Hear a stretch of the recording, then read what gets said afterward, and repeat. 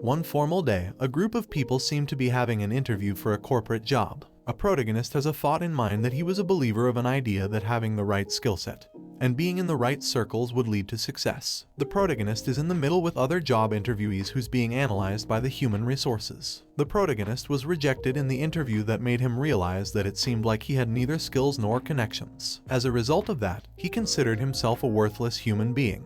The protagonist received a job advertisement while having an existential crisis. The protagonist clicked the ad and all of a sudden, he teleported into a medieval period where everyone is having a bloodbath war. The protagonist just stands in the middle of the war being clueless. As he observes his surroundings, he saw bits of the infrastructures falling everywhere, people getting hit with huge rocks while the protagonist didn't even flinch even though someone died beside him since everything is so surreal. With his eyes wide open and a deep scar on his cheek and the smell of blood everywhere, he's still trying to wonder if everything is real. As the protagonist analyzes the place he's at, he was called out by one of the soldiers. The soldier yelled if the protagonist has a death wish. He yells with full of pride like every soldier who fights in a war. The protagonist was so confused since he can't remember signing up in a war nor being in a medieval period.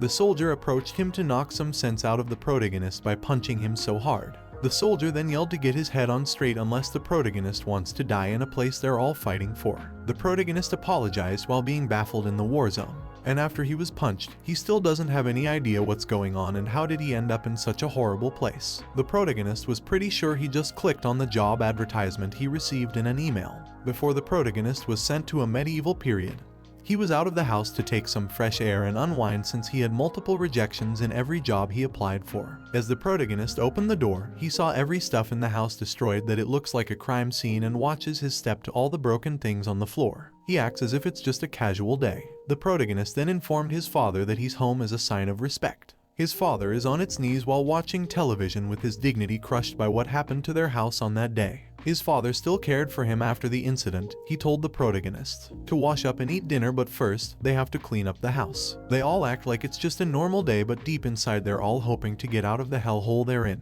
The protagonist suggests that he'll do it on his own as a comfort for his father. The protagonist cleans up the house, and while he's picking up the shattered things on the ground, he tells himself that it must be a good idea that he's not home that day, but what happened is a bit much. It turns out that it was their father's doing all along. Everything was a mess in their house that day because of their father's deep anger and venting all out in their home.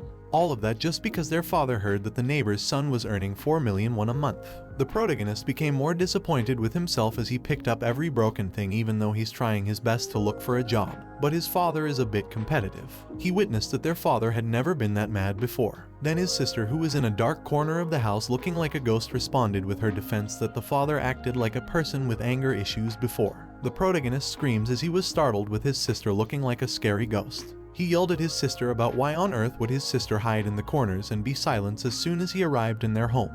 The sister then explained what happened before their father went on a rampage. Min-soo and his father, the neighbor who makes 4 million a month, came by that seemed to trigger the protagonist's father. The protagonist cursed at their neighbors for triggering their father's jealousy. The sister then told the protagonist to just drop it since she's aware that her brother might make it worse by attempting to confront the neighbors who acts cocky because of their income a month. The sister took the protagonist's place to clean up the mess for her brother so that the protagonist could proceed on looking for a job. But before the protagonist left the room, the sister reminded him just to be sure that he must not confront Min-soo since they're poor and won't be able to afford a bail in case everything went out of hand. She's afraid that her brother might turn like their father. Even though the protagonist was irritated with the neighbor's arrogant behavior, he's mature enough to understand their situation and what the possible consequences are. He made it clear to his sister that he was not the type of person who acts like that, and his intention was to go to his room to proceed with finding a job he could apply for. He kept blaming Min-soo not because he's jealous, but because their family is falling apart out of his father's pride and competitiveness. The protagonist proceeds by starting up his computer since his mindset is straight up for his main goal to look for a job. He doesn't want to waste time by venting and blaming Min-soo. He searched literally every job he could look for. He was indeed in desperation and willing to accept any job he could find and where he was suited. As he clicked the search bar, he saw all the choices with its background information. But as he read, it also triggered his existential crisis. The protagonist kept blaming himself that even for a college graduate like him, he believes that he's worthless. He even got to the point that he compares himself to a high school student who can earn money by working as a caddy on a golf course with an income of 400 million, and he is just a broke college graduate who can't even earn as much as a kid. With his desperation and deep manifestation, he told himself that he was willing to sell his soul if it meant having a job. Even though the protagonist is anguished, he's still picky by turning down offers like being a factory worker or work floor jobs. He still wanted a job with a stable income enough to feed him and his family. He still hopes on that day would be as good as yesterday. He then checked his phone to see if he received any missed calls from his job interview. He still hoped to be accepted in any corporate job he applied for, but instead, he received a message from a guy that gives out coupons from the other day. He was annoyed with the message since it's just a discount to a spam food, but he didn't care at the same time since the ramen in that restaurant was pretty good. He then took his phone away to continue looking for a job on his computer until he saw a link that said the website is for job hunting advice. At that moment he realized that he might need it since he kept getting rejections and had a hard time looking for one. As he entered the site, he saw a background that looked like a matrix and hacked with words in it such as disregard, derision, criticism, tears, and poverty. Then it all went pitch black with a message in it that says, "Would you like to find a job?" The protagonist was creeped out with the website's weird opening, thinking it might be a scam or hack. Then the message on the screen changed. It asked the protagonist if, even at the cost of his soul, would even he like to find a job. The protagonist stares at his monitor thinking that the message and website is meant for him to see. Then a pop-up message appeared on his screen asking the protagonist if he is willing to proceed on the website. The protagonist then clicked the accept button since he became more interested after reading the messages of the website. The website proceeds with a self-analyzing question for the protagonist. The question starts by asking him if he has any hobby that he spends upward of 20 hours a week that also includes gaming. The protagonist clicked the yes button. The next one is a hypothetical question. It asks the protagonist if ever he received a large amount of money, how he would spend it. The protagonist thinks wisely on how he could expand the money for his lifetime use and continued by choosing number 2, that he would start a company using all the funds. The next question is easy since the question states, with what does the protagonist view as most important in life? He immediately chose the second choice, which is family, without any hesitations. For a while, the protagonist enjoys the self-analyzing quiz when he realized that it's been a long time since he ever redeems or gets to know himself. For its last question, it advises the protagonist to answer the last question without thinking of others, and without comparing itself to other people, and it must be answered solely. The question states that in the protagonist's own eyes, was he a person with value to his own life? The protagonist frowned since he always hated himself for not having any achievement after he graduated. With self-realization on his face, he looked like someone who would answer no to the question. The quiz ended with a loading screen with the message in it that says that it's finished answering all the questions and the application is then being processed. The protagonist finally felt hope in his soul by answering a few questions while thinking that it must be his day to finally break the hellhole jobless cycle he is in. The screen then says that the application has been processed with a 100% loading screen. The screen slowly fades into pitch black again with another message that states a simulation tutorial is then loading. When the screen became pitch black, the message appeared that the transportation to the other world begins. The protagonist was so confused that he began to look like a matrix transferring to a data. He then opened his eyes just to see that he's in a different and new world of the medieval period, standing in the middle of a war zone. Back to the present after he teleported. Everything felt so surreal for the protagonist. He wondered if he was dreaming or did he fell asleep as soon as he finished all the questions on the website. And that's when he was then called by the soldier before who knocked some sense out of him. The protagonist has a wide-opened eyes as he feels like he is seeing someone else's memories. The memories he began to consume starts with a name that seems to be the owner of the body he has named Parson. He has a family that he cared for. In his memories it showed he had a bedridden mother and a lovely little sister and his no-good father who looked drunk. With those memories it activated his mind that he must survive no matter what. Parson felt uneasy as the owner's memory and his are starting to rumble in his head. He felt like someone was trying to command him, but also, he had a mind of his own. He still thinks he's dreaming. And that's when a soldier called him out since he was lost out of touch after he was reincarnated to someone else's life. Before he was transferred into a medieval time, his name was Chul Ho Kang. At that moment he realized that he's no longer Ho Kang, he is now Parson. He slowly noticed that everything in his surroundings is too real to be a dream, that he began to defend himself with a wooden shield he has. He believes that there is no other explanation he could think of besides of him dreaming. Parson doesn't want to waste his time at that moment whether the situation he is in is a dream or reality. He doesn't care. He figured that he must survive first and just figure everything out right after the war. The soldiers were attacked by arrows. Behind a huge and tall wall their opponents are making a rain of arrows, and as for Parson and the rest, they use their shield as an umbrella as defense. Parson then saw that they use a siege tower to protect assailants and ladders while approaching the defensive walls. Parson was called by a big man to ask him if it is his first time to be a mercenary and checks him if he's alright. Parson, who pretends to be alright, put a smile on his face and replied that he's perfectly fine.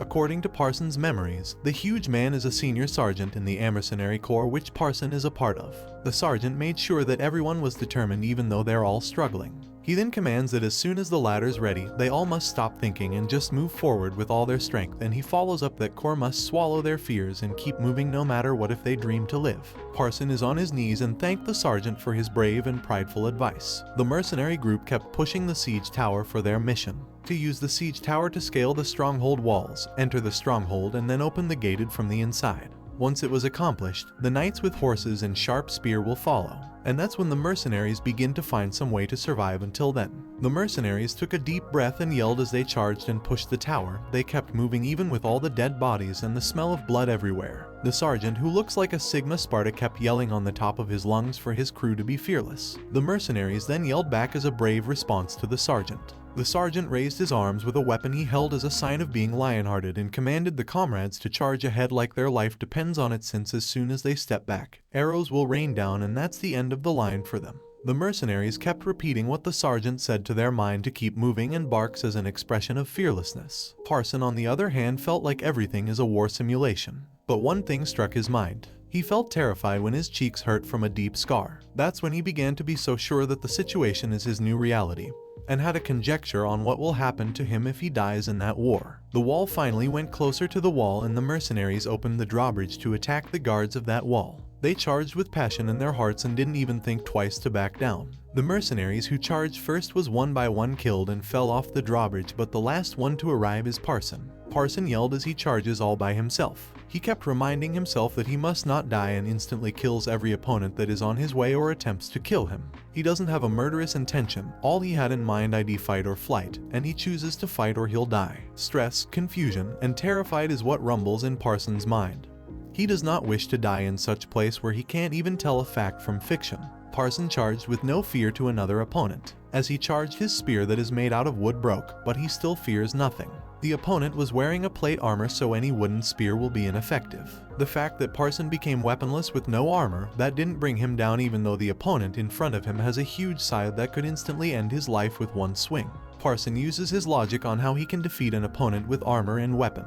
He then charged himself to push his opponent from the edge of the tall wall. The opponent fell from the wall and was seen by the other opponents. They now see Parson as a huge threat with his mighty abilities in a war and thought of eliminating him in an instant. But Parson thinks quickly, and lucky for him he has a weapon near him. He then grabs it and swung it around as a defense. The opponents were intimidated by him being outnumbered yet still fearless. Parson provoked the opponents to get their asses up and dared to attack. They were all distracted by Parson until the sergeant and the rest arrived to give him a hand. The brave and strong sergeant was proud of Parson as he attacked effortlessly to their opponents on top of the wall. The knights finally arrived with horses and spear. Their enemy was relieved and so sure that they could easily wipe the mercenaries out. Parson, who's running out of breath, witnessed his comrade getting killed one by one. He grieves for his fellow mercenaries while holding his scythe. As he mourns respect, he catches his breath from fighting non-stop and finally makes himself clear that everything is real. He repeatedly told himself that everything's real and he must find the answer to his mysterious teleportation in a medieval period world.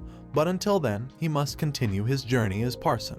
The mercenary corps successfully got inside to raid the castle. The man, who appears to be king with horror in his eyes as he realized that they were defeated, points his fingers like he is about to curse the mercenary corps. He told the mercenary corps that they will pay for everything they have done. The king wasn't even finished talking and they suddenly bashed his head with a hammer the sergeant was holding. They proceed to raid the place with the king's dead body on the ground with eyes wide open, bleeding out as his life is taken away from him. The sergeant smiles in victory for winning the war. He then calls everyone and suggests to have feast as a sign of celebration. As the castle burns to the ground, one soldier reported that there are 450 men total of mercenary corps, and 131 men were accounted for. One soldier, who seemed to be in higher ranks, applauded and was proud of his comrades. He made a brief speech that day that there was indeed a glorious Aldros. An Aldros means strong and powerful. He proudly announced that the threat posed by the wicked Dorian was now gone. The man gave credits to the mercenaries who fought on the front lines. If they weren't there, the victorious event wouldn't have happened. The soldiers all cheered and were filled with joy to think that they would all be able to go home and see their loved ones while their captain cheered and saluted them Aldros. Parson, who's behind the cheerful and celebrating soldiers, still grieves for the lost souls who lost in the war, thinking that they lost half the forces they started with on a blood-soaked battlefield. But then he guessed that a victory is a victory and it doesn't matter how many died. But deep down, he never saw it as a victorious event, he only saw it like a lamb being slaughtered. After the brief celebration, they were all called to fall in by side. Parson, who has experienced in a mandatory 2-year enlistment, automatically behaved like a soldier as soon as one of the captains yelled attention. But the captain was confused with his disciplined soldier act. Parson was embarrassed and realized no one knew what a drill commands were and made a fool out of himself by being the one standing out. Thanks for watching. We hope we entertain you and enjoy the content we have provided. We update our channel regularly with manhwa content, so make sure you subscribe for more. Don't forget to like, comment, and share your thoughts. Lastly, we would love to hear from you, so don't hesitate to reach out with any questions or feedback. Until next time, take care and stay safe.